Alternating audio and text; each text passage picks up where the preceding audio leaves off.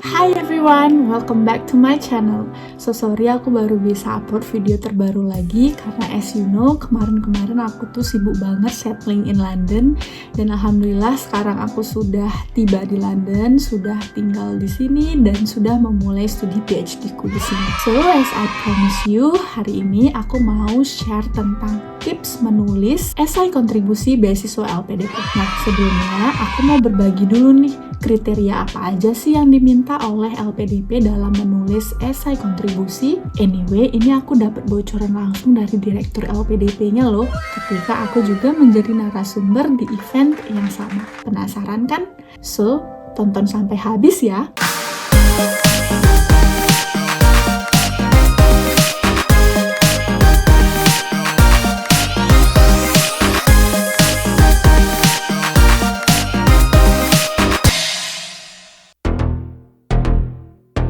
Yang pertama, memiliki purpose, tujuan, atau poin yang jelas. Kamu harus bisa menulis sebuah esai yang memiliki tujuan atau purpose yang sangat jelas di dalamnya. Apa yang ingin kamu sampaikan atau fokus utama dari tulisan kamu itu. Yang kedua, mampu menarik benang merah. Maksudnya gimana sih, Kak? Nah, jadi di dalam esai kontribusi LPDP itu, nanti kamu akan diminta untuk mengangkat satu isu yang ada di Indonesia. Kamu harus bisa menarik benang merah antara isu yang kamu angkat dengan solusi yang kamu tawarkan dan juga peran strategis yang akan kamu lakukan dalam mengeksekusinya. Tentunya, kamu juga harus bisa menghubungkan pengalaman dan kontribusi yang pernah kamu lakukan atau sedang kamu lakukan saat ini dengan peran strategis tersebut. Yang ketiga, menarik dan extraordinary. Kamu harus bisa menulis sebuah esai yang menarik untuk dibaca dan berbeda dari yang lain. Kalau kata aku sih ya, kamu ini kan unik ya, cuma ada satu di dunia. So, bagaimana kamu bisa menulis sebuah esai yang bisa memberitahu pembaca orang seperti apa kamu ini? Sehingga esai kamu akan terlihat unik dan berbeda juga sesuai dengan karakter dirimu sendiri. Yang keempat, tidak mengawang, terukur, dan realistis. Dalam esai tersebut, sangat disarankan agar kamu bisa memberikan solusi dan peran strategis yang terukur dan realistis. Jadi tidak perlu memberikan solusi yang mengawang dan apalagi kamu mengarang hanya untuk terlihat keren dan hebat. Yang kelima adalah bukan narasi tentang seberapa hebat dirimu. Jadi kamu tidak perlu menyatakan semua kehebatanmu atau pencapaianmu yang luar biasa di esai ini. Bukannya membuat pembaca terkesima, tetapi malah bisa bikin mereka jengkel loh. Kira-kira itu kriteria yang diinginkan oleh LPDP dalam esai kontribusi. Lalu pertanyaannya, bagaimana cara menulis esai yang bisa memenuhi kriteria tersebut? So, here we go! Masalah sejuta umat itu adalah selalu bingung apa yang mau ditulis. Kamu harus cari tahu dulu dong. Hal pertama yang harus kamu lakukan adalah pastikan mengikuti format penulisan yang diberikan oleh LPDP di dalam buku panduan. So, aku juga mau bilang bahwa ketentuan dan juga format yang diberikan oleh LPDP itu bisa berubah-ubah setiap tahunnya. Contohnya nih, ini adalah format penulisan esai kontribusi yang dikeluarkan oleh LPDP pada buku panduan tahun 2022, tahun ini. Nah, sedangkan waktu aku daftar di tahun 2021, format esai kontribusi yang diberikan itu adalah seperti ini. Di video kali ini, aku mau membahas dan memberi contoh atau struktur format penulisan esai kontribusi dengan buku panduan yang tahun lalu. Karena menurutku keduanya itu sama aja, tahun lalu atau tahun ini, cuma lebih detail di tahun yang lalu.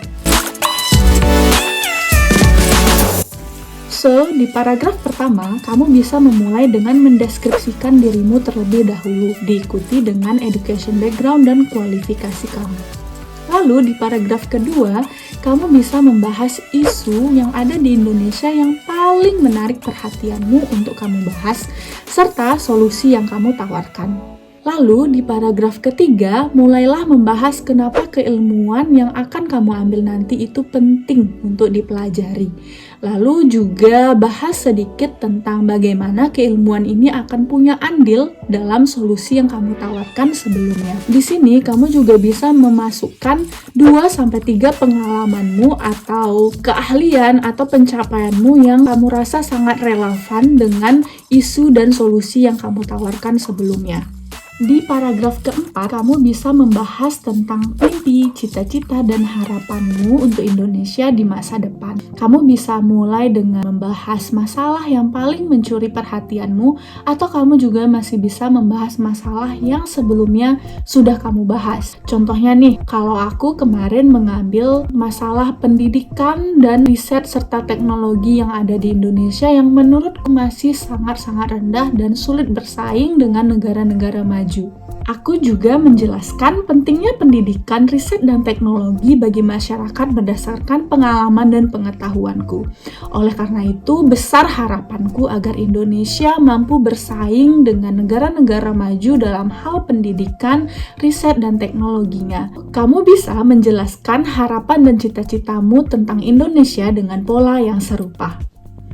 Lalu, kamu bisa membahas peran kamu dalam mewujudkan harapan tersebut dengan langkah-langkah yang strategis, realistis, dan terukur. Contohnya, dalam harapanku yang sebelumnya, aku memilih peran sebagai pendidik dan peneliti dalam mewujudkan harapan tersebut.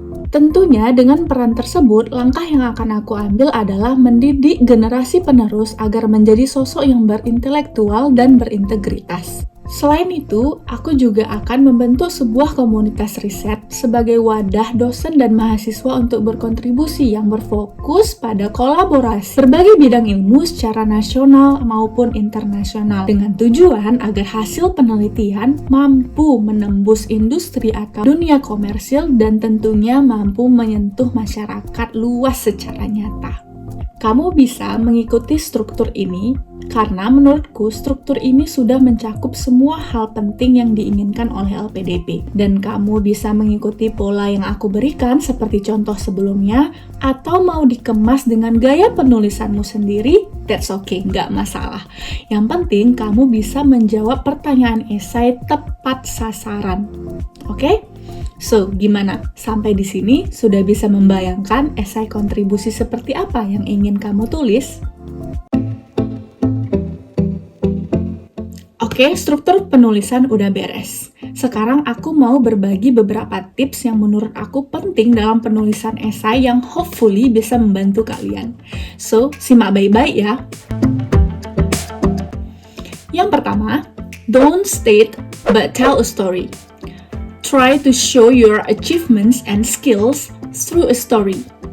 Jadi gunakan metode storytelling. Dan dalam menceritakan sesuatu, gunakan STAR method yang udah aku jelasin di tips ketiga di video yang ini. Dimana STAR method itu terdiri dari S situation, T for task, A for actions, R for results. Kenapa menggunakan metode storytelling? Agar kamu bisa fokus pada skills, proses pembelajaran, dan juga pengalaman yang ingin kamu ceritakan. For example, daripada kamu menulis seperti ini. Joining the research community has shaped me to be a good leader as I successfully created a research group under my supervision. Lebih baik kamu mengemas dalam sebuah cerita yang menunjukkan kamu adalah seorang good leader. Mari kita paraphrase kalimat sebelumnya menjadi versi yang lebih baik. Kamu bisa menulisnya menjadi seperti ini nih.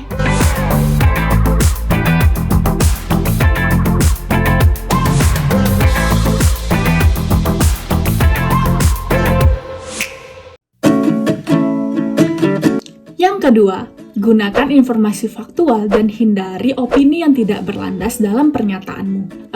Dalam menyebutkan isu permasalahan di Indonesia contohnya, kamu bisa menggunakan data-data atau fakta-fakta yang ada untuk menguatkan pernyataanmu. Contohnya, kamu bisa menulis seperti, berdasarkan data Riskesdas, angka prevalensi diabetes di Indonesia mencapai 8,5% pada tahun 2018. Dengan menyebutkan informasi faktual akan membuat esaimu menjadi lebih objektif dan akan memudahkanmu dalam menarik kesimpulan dengan opini yang lebih berlandas.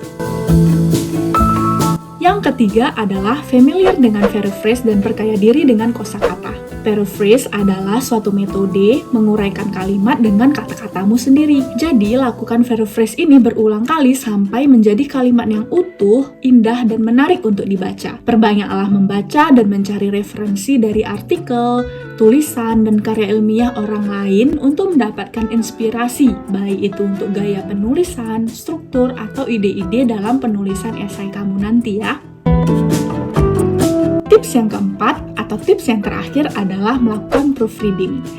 Jadi kamu bisa minta tolong sama teman, tutor, dosen, guru, siapa saja untuk membaca ulang esai yang sudah kamu selesaikan ini. Jika masih ada perbaikan atau saran dari mereka, lakukan revisi, lalu sudah boleh submit ke aplikasi pendaftarannya. Nah, perlu diingat, proofreading ini sangatlah penting karena untuk memastikan apakah tulisan atau esai kamu ini sudah mudah dipahami dan menarik untuk dibaca oleh siapa saja. Jadi, jangan lupa untuk melakukan ini ya. Alright guys, that's all yang bisa aku bagikan. Jadi, in summary, kamu tuh udah tahu nih ya kriteria esai LPDP yang diminta itu gimana. Kemudian aku juga udah ngasih tahu struktur yang baik dalam penulisannya. Kemudian juga ada beberapa tips yang harus kamu ikuti seperti menggunakan storytelling, menggunakan STAR method, dan juga informasi faktual. Dan jangan lupa untuk melakukan paraphrase dan proofreading. Oke, menurut aku sih ini udah lengkap banget dan tinggal kamu eksekusi ya. Abis nonton video ini, aku nggak mau tahu, kamu harus langsung eksekusi dan tulis esaimu dan daftar ke LPDP. Di next video, aku mau berbagi tentang personal statement beasiswa LPDP. So, buat kamu yang belum subscribe dulu sekarang. Klik tombol subscribe supaya nggak ketinggalan updatean video terbaru dari aku. Dan jangan lupa like, comment, dan share juga ya. Semoga apa yang aku bagikan ini bisa bermanfaat buat kamu. Dan see you in the next video. Bye-bye!